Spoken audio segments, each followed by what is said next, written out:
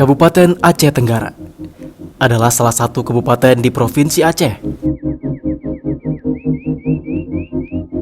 Kabupaten ini berada di daerah pegunungan dengan ketinggian 1000 meter di atas permukaan laut.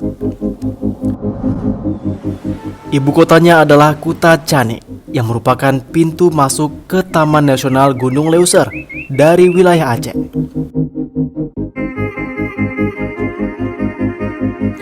Dapat dicapai 6 hingga 8 jam dengan jalur darat melalui Kabupaten Karo dari Kota Medan, Sumatera Utara.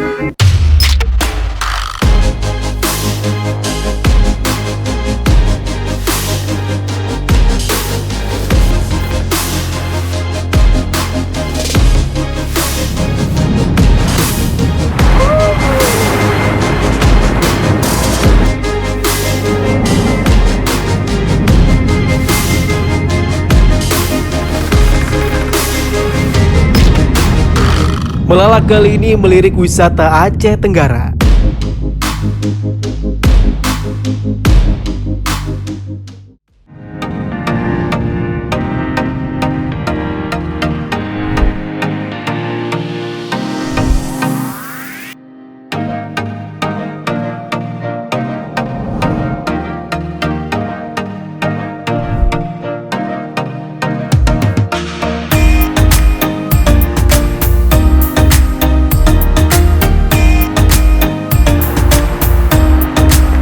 Nah, pemirsa, ini adalah salah satu lokasi rafting terbaik di Kabupaten Aceh Tenggara.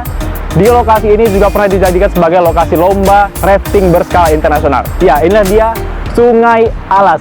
Nah, kebetulan pemirsa di sini ada rombongan Pemkab Aceh Tenggara yang juga sedang berkunjung di lokasi rafting Sungai Alas ini. Langsung aja saya juga mau tanya-tanya nih mengenai potensi alam di lokasi ini. Langsung ikutin saya. Assalamualaikum, selamat pagi Bapak-Bapak. Waalaikumsalam. Iya Pak. Ini kebetulan ada Pak Sekda dan Pak Kadis Bupar Aceh Tenggara juga nih ya Pak Ridwan dan Pak Zulkifli. Pak, saya di sini mau rafting nih Pak. Kira-kira saya mau tanya-tanya dulu nih Pak. Seperti apa sih potensi alam di Taman Nasional Gunung Leuser ini Pak?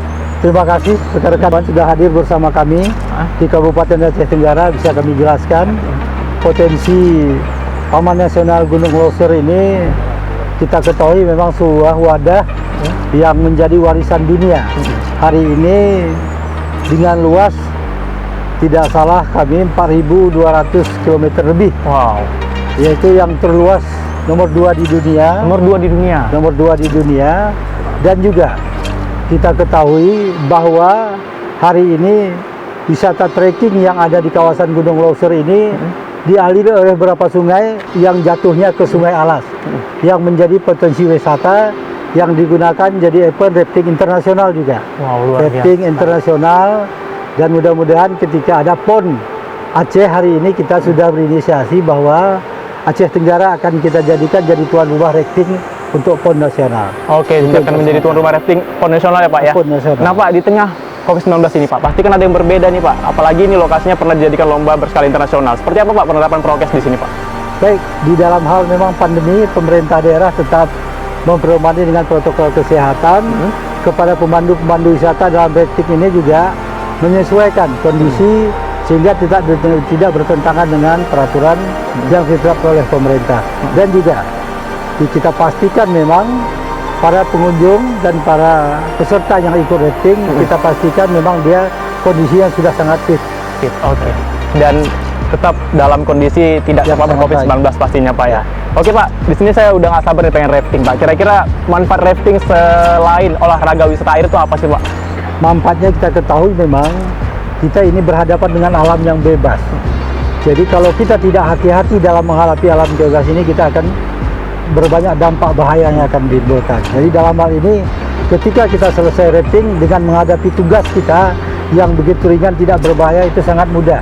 Tetapi ketika menghadapi alam kalau kita tidak hati-hati mungkin risikonya bagi kita akan dipandu oleh pemandu yang biasa membawa peserta-peserta rafting dalam hal kunjungan wisata ke Taman Nasional Gunung Leuser. Baik, berarti para pengunjung harus tetap safety ya Pak ya, mengingat ini adalah wisata alam dan kita nggak tahu apa yang terjadi nanti ketika kita sedang menelusuri lokasi wisata ini. Oke pemirsa, saya udah nggak sabar nih pengen rafting. Bapak-bapak juga pengen rafting di sini Pak ya? Kita bersama. Bareng ya Pak ya? Bareng. Oke, sebelum kita rafting saya mau prepare dulu pemirsa.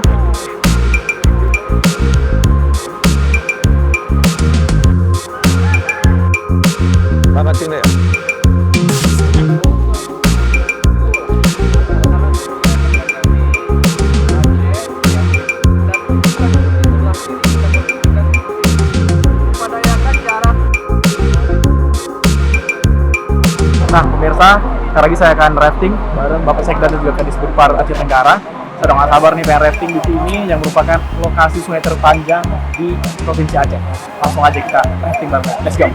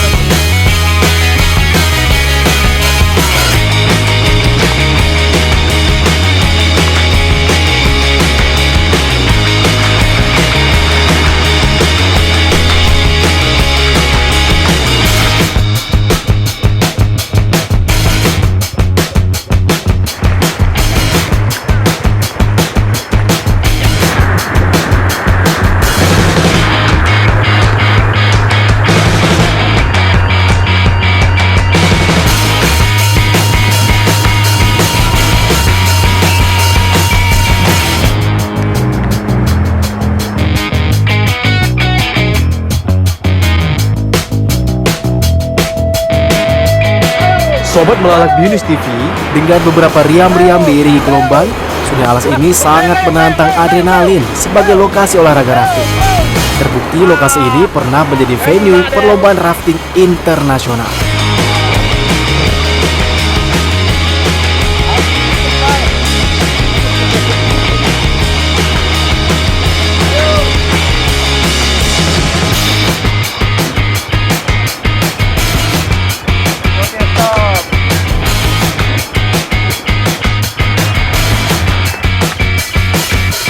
Nah pemirsa, ini kita udah selesai rafting. Ini merupakan rute terpendek di rute Sungai Alas ini ya Pak ya, dengan melewati 40-an anak sungai Pak ya? Ya, 40 anak sungai.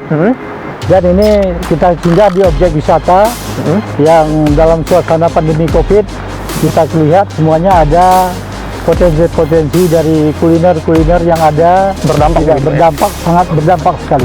Cuman untuk sementara dari Dinas Pariwisata membatasi terhadap kunjungan masyarakat dan membuka warung secukupnya sesuai protokol kesehatan gitu Pak ya, untuk menghindari kerumunan begitu. Untuk menghindari kerumunan, tetapi tetap menjaga bahwa masyarakat itu mengikuti protokol kesehatan dalam hal kunjungan wisata. Oke Pak. Ya.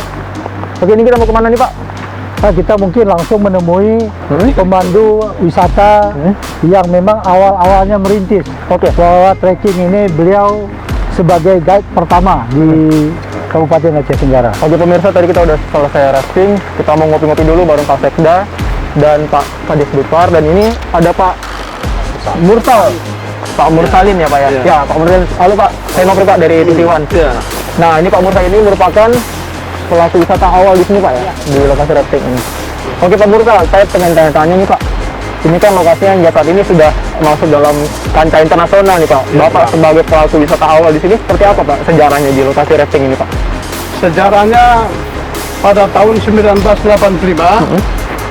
ada yang namanya Sobek dari Amerika datang kemari melakukan ekspedisi. Setelah Sobek itu lantas terpromosi, datanglah 1-2 wisatawan yang kemari. Dia menawarkan let's go rafting. Ada Pak tidak perbedaan? Kan dulu tahun 98 sempat ada konflik ya Pak di sini Pak ya? Iya. So, perbedaan dari sebelum tahun 98 hingga saat ini seperti apa? Oh, besar sekali pengaruhnya. Karena masih tahun 90-an dulu masih 1.500 lah setahun wisatawan mancanegara khusus. Datang ke sini, Itu Pak. udah kita hitung domestik ya. Jadi karena konflik, ada pengumuman warning di negara mereka, jangan ke Aceh. Ataupun ke Indonesia, jangan ke Aceh, kan begitu. Jadi di situ menurun sampai sekarang belum terpulihkan. Kalau boleh tahu Pak, dari awal lokasi rafting hingga nanti titik finishnya ini berapa anak sungai yang dilewati Pak? Oh banyak sekali, lebih kurang 80-an lah. 80 anak Ya, sungai. anak sungai menyatu ke Sungai Alas. Sungai Alas ini. Dan Sungai Lalas ini muaranya di Singkil. Kalau hulunya di Gunung Loser. Oke. Ya, jadi cuman yang kita manfaatkan yang dari Ketambe ke Gelombang lah. Oke, sekarang kita udah rafting, mau ngopi-ngopi dulu, nanti kita akan wisata kuliner di Kabupaten Aceh Tenggara ini.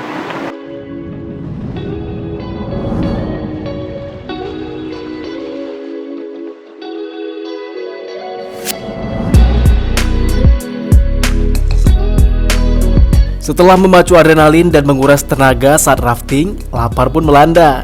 Nah, selanjutnya saya pun akan menyantap kuliner khas Kabupaten Aceh Tenggara. Wow, sudah nggak sabar nih. Nah pemirsa, kalau tadi kita udah rafting bareng bersama Pak Ridwan dan Pak Zulkifli ya di sungai terpanjang di Provinsi Aceh Pak ya, bahkan di Sumatera Pak ya. Ya. Sumatera, tadi kita udah rafting bareng di sana, dan sekarang kita udah waktunya untuk makan ya. Udah capek tadi habis rafting, lapar. Ini ada makanan khas dari Kabupaten Aceh Tenggara. Pak Ridwan, mungkin bisa dikasih tahu dulu nih Pak, ini ada menu apa aja nih Pak? Terima kasih Pak Afi. Dari perjalanan melalui mengarungi sungai tentu pasti kita akan menghadapi selera makanan kuliner khas ya. Jadi dari makanan kuliner perlu kami jelaskan bahwa makanan kuliner yang ada di Kabupaten Aceh Tenggara ini terutama adalah produksi semua yang diolah menjadi makanan, tidak ada yang dari luar daerah. Asli dari Kabupaten daerah ini ya Pak ya? Pertama kita lihat ini yang di hadapan kita ini nama bahasa daerahnya tasak telu. Tasak telu. Artinya bahasa Indonesia masak tiga. Masak tiga? Iya. Kenapa gitu, Pak? Bebek yang direbus dengan 3 bumbu, bawang, garam, dan serai. Serai. Oh, hanya 3 bumbu Hanya saja Pak 3 ya? bumbu.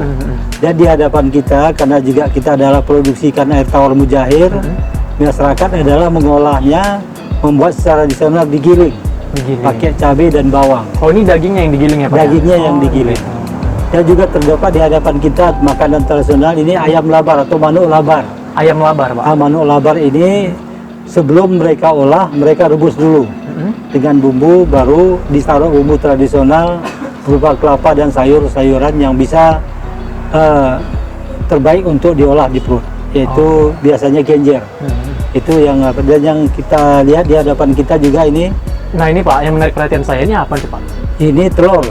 Telur yang biasanya dimasak oleh masyarakat itu tanpa ada pakai minyak, langsung buat pakai daun bambu, daun bambunya daun pisang, langsung ditaruh di atas kuali, pengolahannya langsung sampai masak, diangkat pakai garam. Oh berarti langsung dimasak di atas daunnya gitu Pak ya? Ya, daunnya langsung dimasak, langsung disajikan. Oke Pak, ini ada beberapa menu lagi Pak. Ini ada menu apa ini Pak? Ini kalau bahasanya pacik kulu. Pacik kulu. Ini ikan air tawar yang diolah. Sebelum diolah, ditaruhkan bumbu oleh masyarakat. Sebelum bumbunya setelah meresap, baru diolah dengan bahan untuk siap saji. Ini ditutup dengan daun apa? Daun kunyit. Daun kunyit. Nah, daun kunyit kalau dalam istilah kita sini adalah menghindari basi. Menghindari basi. Iya, Oh, gitu. Pengawet alami begitu Pak. Pengawet alami. Lalu ada itu Pak, di ujung tuh ada apa tuh Pak? Itu ada ikan lele. Ikan lele ya. Cuman ikan lelenya bukan ikan lele ternak. Ikan lele yang dari alam bebas, yang dalam hal ini dinyatakan adalah lele penget. Lele penget. Lele penget itu artinya dimasak pakai santan dan juga bahan-bahan yang kita ambil dari tanaman hutan seperti pakis dan lain sebagainya. Mengolahnya beda dengan ikan lele biasa. Oke. Karena lele ini, lele alam lepas itu lebih keras. Teksturnya lebih keras teksturnya begitu, Pak, lebih ya? keras. Jadi ini makanan tradisional pada zaman dahulu kala yang sampai saat ini masih dilestarikan. Masih Untuk dilestarikan. kuliner. Oke, ini yang terakhir nih Pak. Ini ada apa nih Pak? Ini ada sambal ya. Sambal geniling kalau bahasa Sambal sini. geniling. Nah, geniling yang diolah juga dari bahan ikan teri, sama cabai, dan kalau kita itu asam belimbing yang bulat. Oh gitu.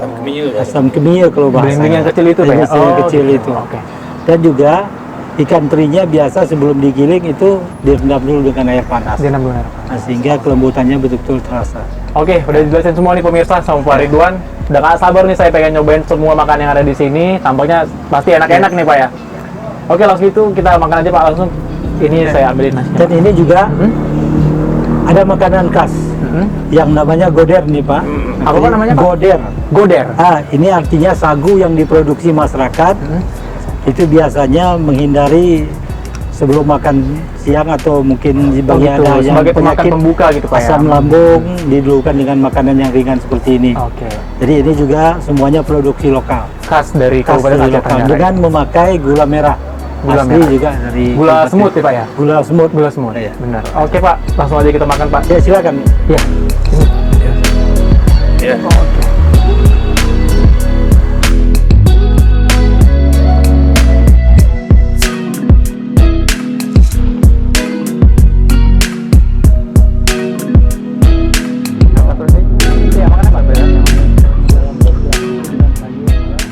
Ini kita udah siap makan. Setelah ini kita mau kemana Pak?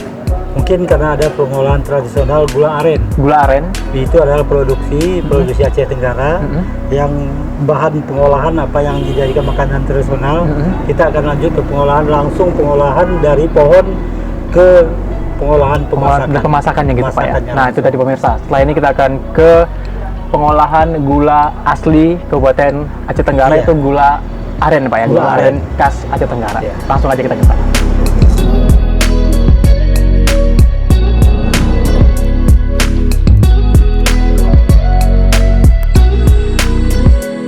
Pemerintah Kabupaten Aceh Tenggara membina para pelaku UMKM dalam memproduksi oleh-oleh khas Aceh Tenggara. Serta salah satunya memberikan dukungan dana bagi para pelaku UMKM. Salah satu oleh-oleh khas Aceh Tenggara adalah gula aren.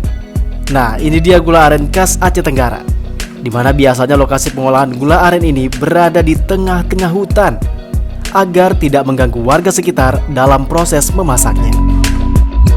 Nah pemirsa, saat ini saya sedang berada di tempat pengolahan gula aren yang merupakan salah satu oleh-oleh khas dari Kabupaten Aceh Tenggara ini. Nah di sini sudah ada yang sedang proses pencetakan ya Pak ya? Iya, pencetakan nih.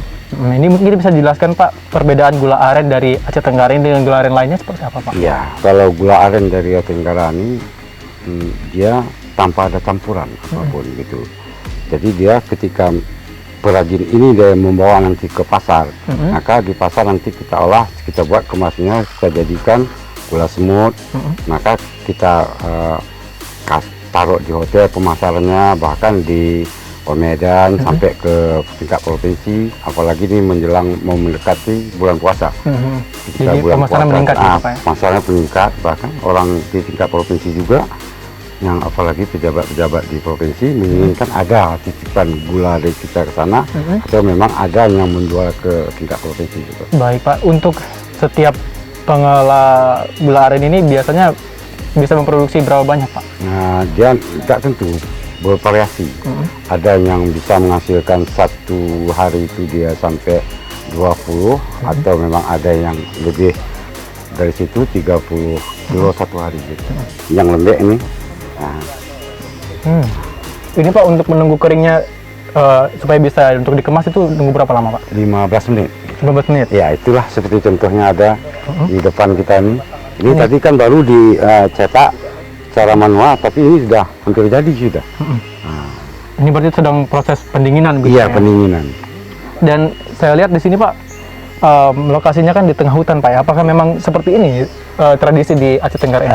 Kebanyakan gini Pak, di Aceh Tenggara ini kenapa dia di tengah hutan? Pertama dia ini menggunakan kan secara manual, jadi dia kayu api, nah, jadi menghindari dari asap-asapnya di masyarakat, maka terjadinya biasa-biasa di kebun-kebun gini, pinggiran lah, di pinggiran dari kampung-kampung. Berarti untuk menjaga kenyamanan masyarakat sekitar juga begitu Pak ya? Iya, iya.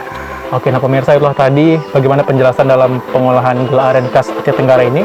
Nanti setelah ini kita ke pusat ekonomi kreatif ya Pak ya? Boleh. Oke, kita langsung aja.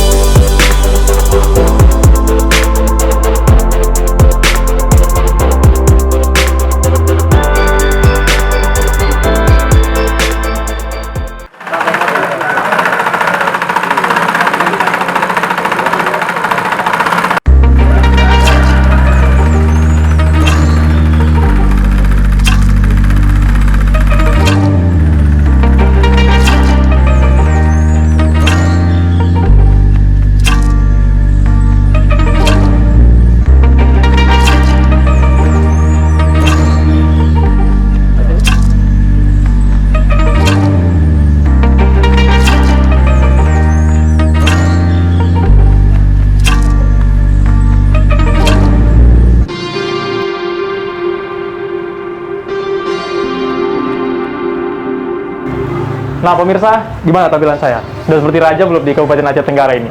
Nah ini adalah pakaian adat khas Kabupaten Aceh Tenggara. Ini yang saya gunakan adalah baju sirat alas ya Pak ya. Dan ini ada kain songket dan pisau melemu. Nah di sini saya sedang berada di Pusat Ekonomi Kreatif Kabupaten Aceh Tenggara untuk melihat apa saja sih oleh-oleh dan kerajinan yang dibuat oleh masyarakat Kabupaten Aceh Tenggara. Nah langsung aja kita samperin. Di sini sudah ada Pak Sekda, Pak Ridwan, dan juga Pak Kadis Perindak, ada Pak Ramisin. Sebelum saya menjelaskan, biasanya dalam hal penyambutan tamu atas nama pemerintah itu mengalungkan sebuah kalungan Baik. bahwa sudah sampai di Aceh Tenggara. Baik, Pak. Ini namanya kain apa Pak? Kain syal untuk pendamping baju adat alas. Oke, Ah, ini dan ada motif-motifnya Pak. Mungkin bisa dijelasin. Pak, ini Motifnya apa, juga dijelaskan bahwa ini ada unsur dari pemerintahan, warna pemerintahan, ada unsur dari keagamaan, ada unsur dari kemasyarakatan, ada unsur dari kehidupan. Dan dasar hitam itu adalah dasar dari alam bumi yang dianggap masyarakat itu adalah sumber kehidupan. Baik Pak. Jadi semuanya itu yang diapakan diselempangkan. Untuk yang warna-warna ini Pak, mungkin ada makna nggak Pak di sini Pak? Warna kuning itu adalah untuk raja, yang warna biru rakyat masyarakat, yang merah panglima, dan yang putih ini adalah simbol keagamaan. Oh, kesucian. Kesucian ulama. Jadi semua unsur penyelenggaraan pemerintahan sudah tercakup di dalam motif sirat alas yang kita pakai saat ini. Berarti sini sudah penuh makna ya begitu Sudah Pak, penuh di sini. makna, Walaupun iya. tampak simpel tapi maknanya Ya. banyak gitu ya Pak. Dan pada zaman dahulu kala, seperti apa yang kita lakukan sebelum rafting tadi, itu adalah alat transportasi antara daerah selatan, Dairi, dan Karo. Jadi dulu pada zaman dahulu kala masyarakat untuk pengaman barang-barang ditutuplah kepala dengan dengan ini ya Pak ya. Iya, Ini bulang namanya bulu. apa, Pak? Bulang bulu. Pulang bulu. Pulang bulu. Ya. Jadi itu alat transportasi dulu pada zaman dahulu kala yang kita lakukan sebagai bahan rafting sebelumnya. Oke Pak Kadis Perindak, saya mau tanya-tanya nih Pak. Ya. Seperti apa sih Pak saat ini pengelolaan oleh-oleh di Kabupaten Aceh Tenggara ini? Jadi dia kan untuk oleh-oleh souvenir Kabupaten Aceh Tenggara ini kan langsung binaan oleh pemerintahan daerah. Jadi biasanya setiap ada tamu dari luar, maka mereka inilah kita budayakan gitu. Karena ini kan semua koordinir di satu tempat di IKM ini. Ada apa saja Pak yang ditonjolkan untuk ciri khas dari Kabupaten Aceh Tenggara ini Pak? Ya seperti yang disampaikan Pak Seda tadi, tulang bulu tadi, baju musirat, kain songket, seperti veci, dompet, celana, ikat pinggang, payung, Aksesoris seperti itu. ya, aksesoris semua. Dan biasanya Pak ini dipakai saat prosesi adat apa atau seperti pernikahan kah atau seperti apa Pak? Dia acara pernikahan, ada pesta sunat, dan tamu-tamu yang datang untuk Kabupaten Tenggara. Nanti sebagai wisatawan ataupun tamu yang datang ke sini dipakaikan baju ini sebagai tanda selamat datang begitu Pak Iya, ya? iya, benar. Nah itu tadi pemirsa sudah dijelaskan juga apa saja keunikan dan juga ditonjolkan untuk oleh-oleh pariwisata di Kabupaten Aceh Tenggara ini oleh Pak Kadis Perindak. Dan saya sudah dipakaikan tadi juga syal selamat datang oleh Pak Sekda.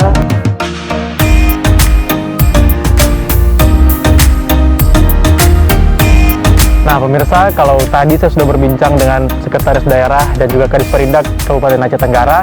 Nah saat ini saya akan berbincang langsung dengan orang yang memiliki peran penting dalam pengelolaan dan pengembangan wisata di Aceh Tenggara. Ada Pak Kadis Perpora, Pak Zulkifli. Iya. Ya Pak Zulkifli, saya ingin bertanya nih Pak, seperti apa saat ini strategi dan juga langkah yang telah diambil oleh Pemkab Aceh Tenggara dalam pengembangan wisata di Aceh Tenggara ini, mengingat di sini potensi wisata alamnya sangat kaya sekali Pak. Terima kasih. Salam pariwisata Aceh Tenggara.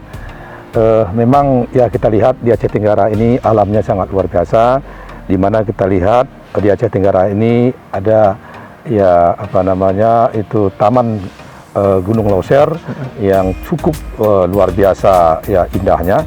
Di samping itu di dalam Gunung Taman Leuser ini ada satwa flora dan fauna, dan juga ada sungai alas, dan juga ada ya apa namanya hutan-hutan yang sangat indah dan tamannya, dan juga ada air terjun, dan juga ada air panas gitu.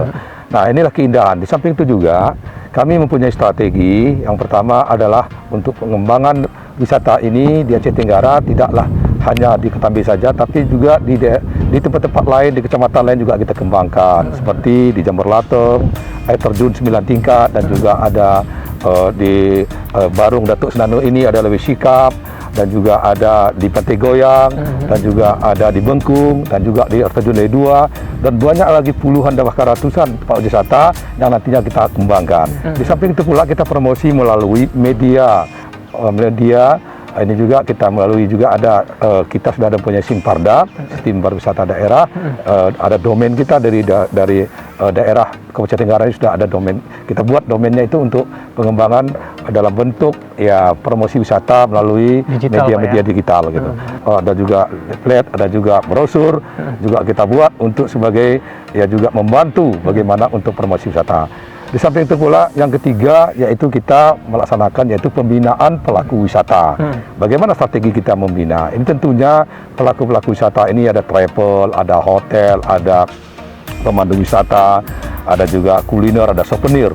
Nah, kita membuat suatu program ya tahun 2019 juga kita mengundang stakeholder ini untuk ya dalam hal pelatihan manajemen pengelolaan objek wisata dan juga termasuk juga ya travel. Tahun 2021 ini ada bantuan pemerintah dan ekonomi kreatif. Ini kita diberi bantuan asal membuat proposal, dan ini alhamdulillah di Aceh Tenggara sudah mengirimkan 9 proposal dari Aceh Tenggara. Demikian. Baik, nah itu tadi pemirsa, ada banyak sekali ya strategi yang dilakukan oleh Disparpora Aceh Tenggara, mulai dari penyediaan sistem pariwisata daerah melalui portal, ada program wisata terpadu, nanti ada kunjungan ke beberapa daerah untuk promosi wisata di Aceh Tenggara ini Pak ya. Ya luar biasa sekali pemirsa, memang potensi wisata alam di Aceh Tenggara ini sangat kaya sekali dan tentunya akan dikelola dengan baik, kedepannya akan semakin berkembang begitu Pak ya. Baik, untuk itu demikian penjelajahan wisata saya di Aceh Tenggara ini. Terima kasih juga untuk pemerintah Kabupaten Aceh Tenggara sudah menemani saya Pak. Mulai kita dari rafting, kuliner, dan juga belanja oleh-oleh ya Pak ya. Dan tentunya ini menjadi penutup kita di program Melalak kali ini. Untuk itu saya Novel Avandi bersama kerabat kerja yang bertugas pamit undur diri. Assalamualaikum warahmatullahi wabarakatuh. Sampai jumpa Di program Melalak Binus TV lainnya.